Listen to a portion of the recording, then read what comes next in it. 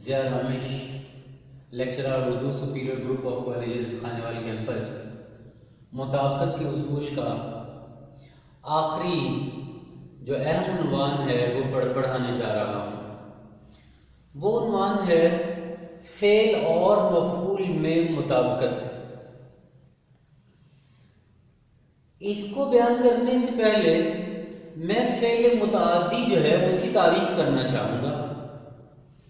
ایسا فعل جس میں فاعل کے ساتھ مفعول بھی ضروری ہو فعل متعدی کہلاتا ہے۔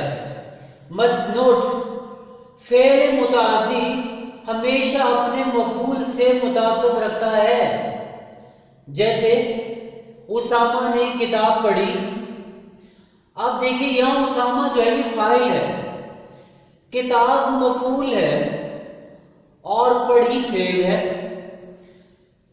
کیونکہ فعل متعدی میں مفعول جو ہے وہ اپنے فعل سے تعلق رکھتا ہے، اس لیے مفعول آپ کے پاس کتاب ہے، کتاب مؤنث ہے، اس لیے ہمارے پاس فعل بھی مؤنث استعمال ہو رہا ہے، جیسے کتاب پڑھی۔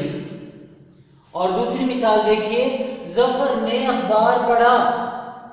اخبار مذکر ہے، اس لیے پڑھا فعل جو ہے یہ بھی بطور مذکر استعمال ہوا ہے۔ اور اس کے اصول دیکھیے۔ نمبر 1، اگر مفعول مذکر ہو تو فعل بھی مذکر ہوگا۔ یہاں دیکھیں، مثلا آمنہ نے سیب کھایا۔ آمنہ تو مؤنث ہے، یہ کیا ہے؟ فاعل کا کوئی لنک نہیں ہوتا، اصل لنک ہوتا ہے مفعول کا فعل کے ساتھ۔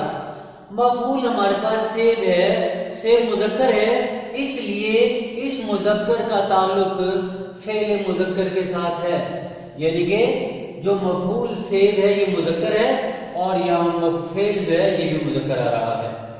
اور نمبر 2 دیکھیے، اگر مفعول مؤنث ہو تو فعل بھی مؤنث ہوگا۔ یا مفعول کیا ہے؟ کتاب، اور فعل کیا ہے؟ یہ خریدی ہے۔ خریدی جو ہے یہ فعل مؤنث کے طور پر استعمال ہو رہا ہے، کیونکہ مفعول کا فعل کے ساتھ تعلق ہے، مطابقت ہے۔ کتاب مؤنث ہے، اس لیے فعل بھی بطور مؤنث استعمال ہو رہا ہے۔ نمبر 3، اگر مفعول جمع ہو تو فعل بھی جمع آئے گا۔ مثلا احمد نے بکرے خریدے۔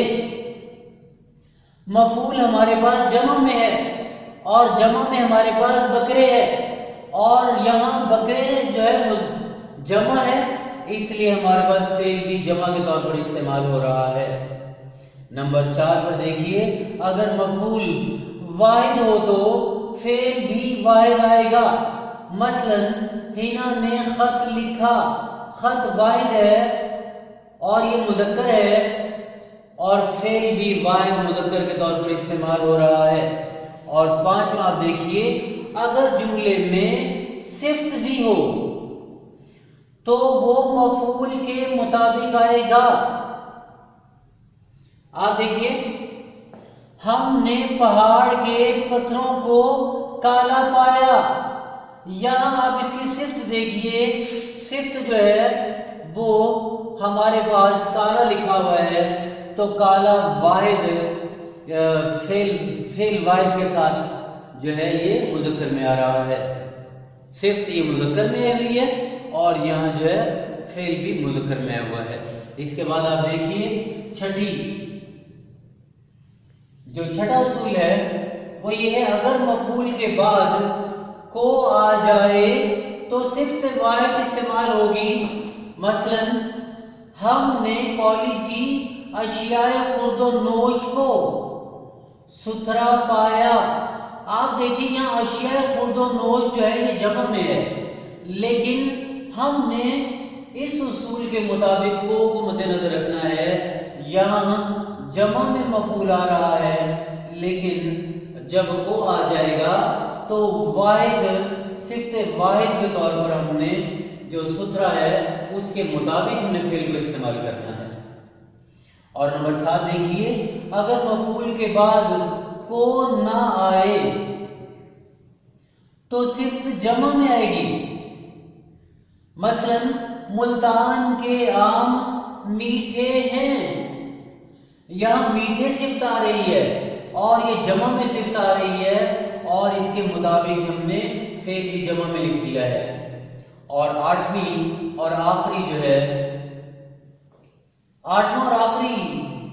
اصول، اگر جملے میں صفت ہو تو وہ مفعول کے مطابق ہوگی.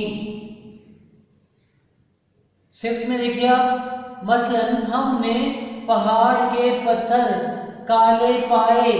کالے جو ہے یہ صفت ہے، یہ جمع میں آیا ہے اور اس لیے یہاں پائے جو ہمارے پاس فعل ہے یہ بھی جمع میں آیا ہے. آپ کا مطابقت کے اصول کا ٹاپک وہ پایہ تکمیل کو پہنچا. آپ لوگ اس کی تیاری کے لیے ضیاء اردو معروضی میں سے MCQ جو دیے گئے ہیں ان کا مطالعہ کیجیے، انہیں یاد کیجیے اور تیار کیجیے.